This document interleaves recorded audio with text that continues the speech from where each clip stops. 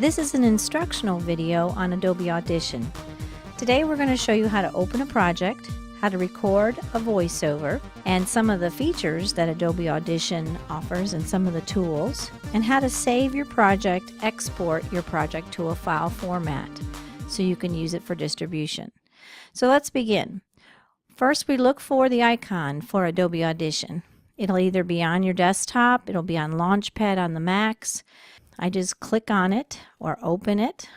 So my program has opened up. You see this window right here.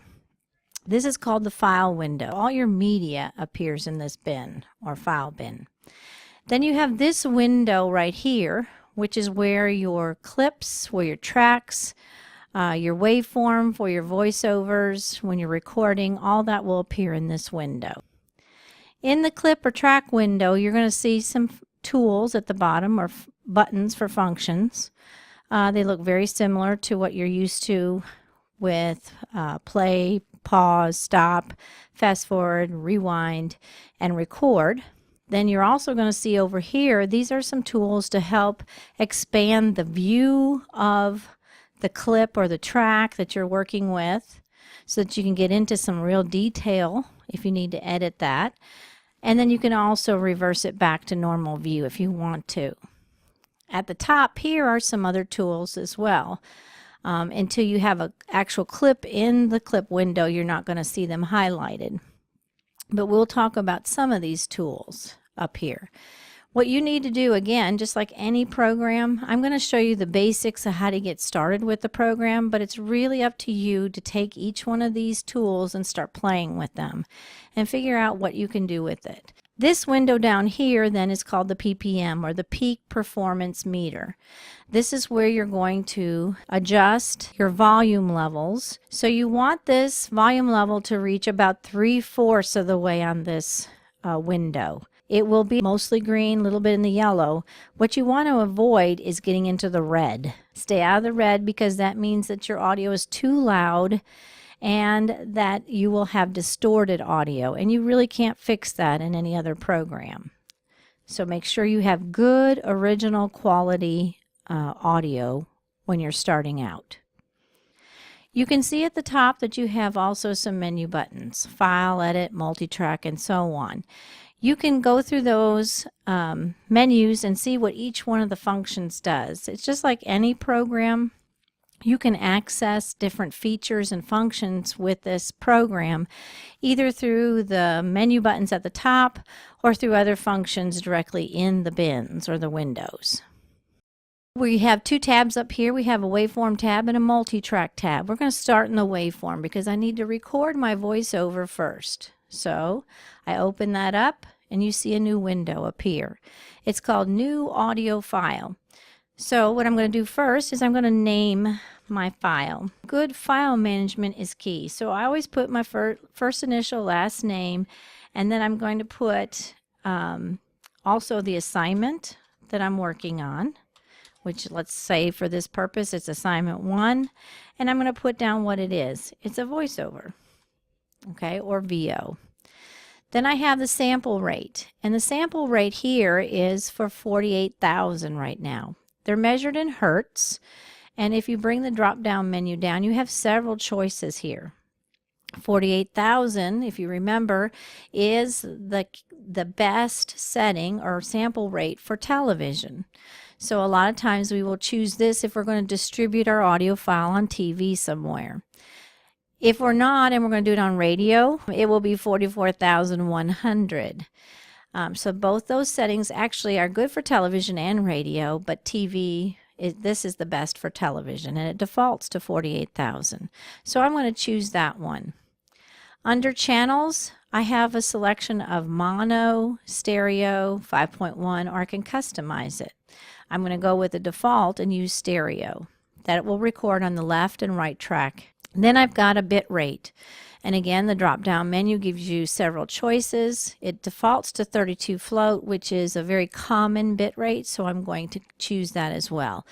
I hit OK, and as you can see in my window here, this is where my waveform is going to show when I start to record. This is my left track right here, and this is my right track right here. Okay, so first thing we have to do is we have to set our volume levels, and the only way to do that is to actually go ahead and record. So I'm going to hit my record button. Now you're going to see waveforms there. And on this little box here that you will see in each of the edit bays, you will need to set the volume level on the output side. So I'm going to, if you notice, I bring it down. I have almost a non-existent volume level. The waveform gets very, very short or small. If I bring it up and I start talking like this, that is way too distorted. You notice the PPM is in the red.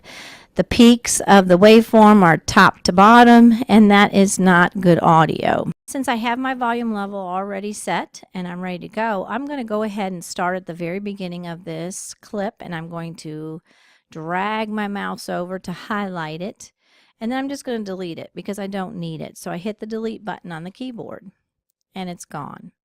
Now I'm ready to record my actual audio, so I'm going to hit the record button again, and I'm going to count down usually 3, 2, 1. This is Cheryl Morris with TV News 98. What I need is the actual voiceover section, so I'm going to listen to it. This is Cheryl Morris with TV News 98. That's what I want. So all of this stuff from here and from here I don't need. So I'm going to go ahead and start at the very beginning and work my way back, drag the mouse back and highlight that, and I'm going to delete it. Then I'm going to work my way from the end of it and work to this point, and I'm going to get rid of that as well. Now, when I hit the home button, it brings my red cursor at the very beginning. I hit the space bar, and I've got exactly only my voiceover, which is what I want. Now you notice here, this is the duration of my voiceover, and this can be very important to you if you have to meet a certain time frame. So you want to make sure you time your voiceover if that's necessary for your production or your project. You notice that it appears in the file bin window. So now that I have my voiceover, I really need a piece of music to add to it. So how do you import a file into the bin? If you are in the bin window itself, the file bin window, then you're going to right click and you're going to hit import. And you're going to look for your piece of music. I happen to have one right here, and it automatically loads into your bin window. So I have my piece of music and I have my voiceover. Now I'm ready to mix the two together. I don't do that in the waveform view. I use it in the multi-track view. So I'm clicking on multi-track. Okay, a new multi-track session appears. Again, I need to name it so that I am familiar with what this assignment or this project is. So I'm going to put assignment 1 just like I did before, and this time it's going to be my session. Then I got to tell it where I want to save it at. This is very important. A lot of students don't use good file management, one, but they also don't have no idea where they're saving anything. So you want to make sure you hit browse. You should have your external hard drive hooked up at this point on the computer already. So you're going to select your external hard drive. You're going to pick where you want to put it. If it's a particular folder, if it's the assignment, I might create an assignment folder, which would be a good idea. And I'm going to pick that and select that folder. Now you see that it's going on my hard drive, the F drive, under assignment 1 folder. That's very important to you so you can find things very easily and retrieve them when you need them. I don't need a template here. You can create templates for yourself if you know you're going to do a certain type of recording all the time and you have certain settings that you want for it. That's a handy tool to have, but we don't need one at this point for this project. The sample rate needs to match what you recorded as much as possible. So 48,000 hertz, the bit rate is 32 float, and stereo is what I'm looking for. So I hit OK. This creates the multi-track session. Now you notice that in this window, now I have multiple tracks. I have track 1, track 2, track 3. And what I want to do is put a different element on each track. So first of all, I'm going to put my voiceover by dragging it over to that track 1. And you're going to see it there. And then I'm going to take my music and I'm going to drag it to the other track. Now, I've got a message that comes up because my sample rate's not exactly the same on the music when it was recorded because I didn't record it. And so what I want to do is just hit OK, and it matches everything. Now you see a waveform of music and you see a waveform for my voiceover. This is exactly what you want. So what I want to do is I want to hear my main audio is going to be my voice. So when I play this, you're going to hear that the music's way too loud, and then I'll show you how to adjust it. But let's play it first so you can hear the difference. This is Cheryl Morris with TV News 98. As you can hear, it's very hard to hear my voiceover. The music is way too loud. So what I want to do is see this yellow line right here on this track. What I want to do is I want to fade that audio in.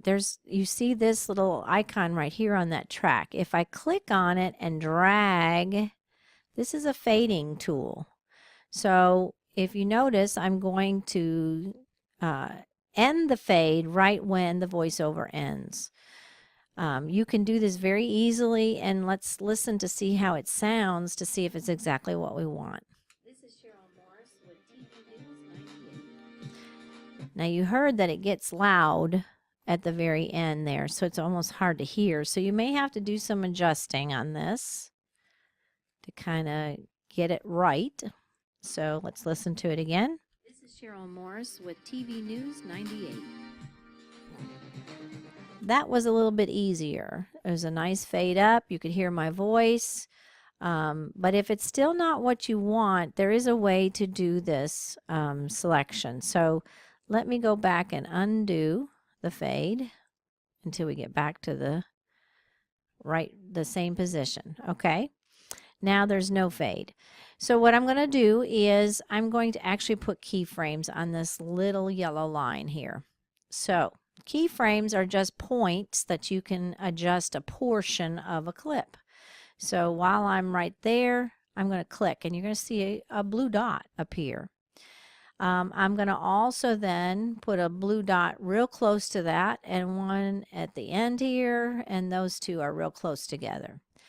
What these serve, this space in between serves as a fade, and the duration of the fade is really tight. So I'm going to take these two inside keyframes and I'm going to drag them down just a little bit. Okay, and I'm going to drag them all the way through. Okay. And then I'm going to drag this over. I'm actually not going to need that last one, so I just click on it and I hit delete on the keyboard and it deletes it.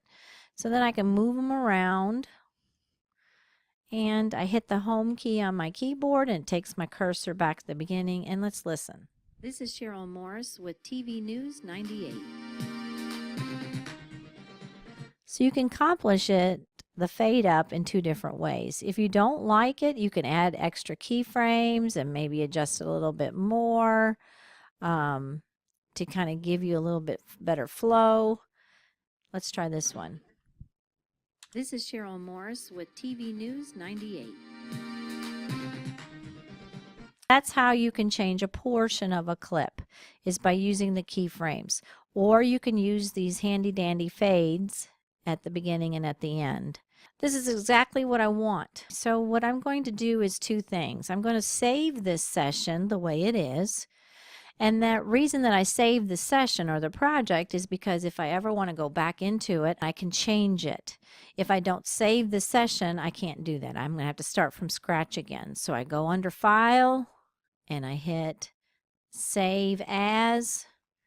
And there's my session. You notice the ending of the file name is SESX. That means that it is a session. It's not the file format that you can use in a production or a project. I'm going to keep my same folder and my same drive here, and I'm going to keep the format the same and all of this information the same. And now I've got it saved. Okay, Now, it's not ready for me to use in any other project. I have to have it in a file format to be able to do that. The session doesn't do that. So if you ever see that SESX at the end of your file name, that's not the file that you're going to be able to use in a production. So go under File, hit Export, and then what you're going to do is hit Multi-Track Mixdown and then Entire Session. Now you can change this, and I'm going to take the word session out so I don't get confused, and I'm just going to say mix down, and it's got .wav, which is a WAV file, and if you notice on the format, that's what I have listed there. You can pick any other kind of file format that's listed here if you want to, but WAV is a very good quality for television, so I'm going to use that. I tell it where I want to save it as well. So I'm going to go to assignment 1. There we go. And I'm going to pick my folder and I'm going to hit save. Okay, that's where I want it to go. So I know exactly where it is. Same as source for sample type, new sample type, all that information should stay the same. You shouldn't have to change anything else. So then hit OK. And as you see, it took very short time, but there was a little window right here that appeared and it was showing you the export. Now never trust that. What you want to do then is to minimize the program, go into your hard drive, into the folder that you chose, into that folder, and look for the one that says waveform sound. Okay, not the voiceover, but the mixdown. And you want to play it. TV News 98.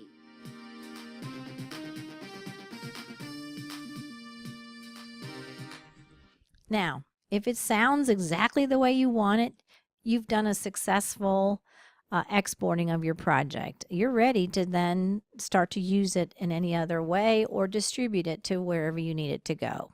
You can do a lot of different effects here.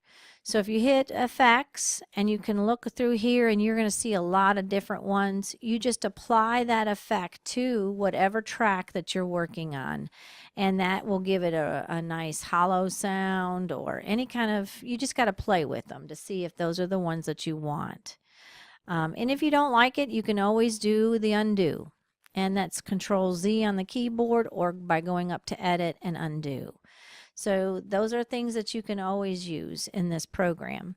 Up here, there's a little razor. So if I wanted to cut out a piece of this music, let's say I didn't want this whole thing, and I wanted to move this from here to here, I wanted to cut. So I'm going to take that razor and I'm going to cut. And what it did was basically, like I go back to off that tool, so I go back to the move tool. If I move this cursor, you're going to see that it changed it into 2 different files. So I can click on that file and I hit delete and it's gone. So those are some of the features. Again, play with this program and you're going to really be able to understand the program a lot more. Remember, you don't just use something once and know it forever. You have to practice with it.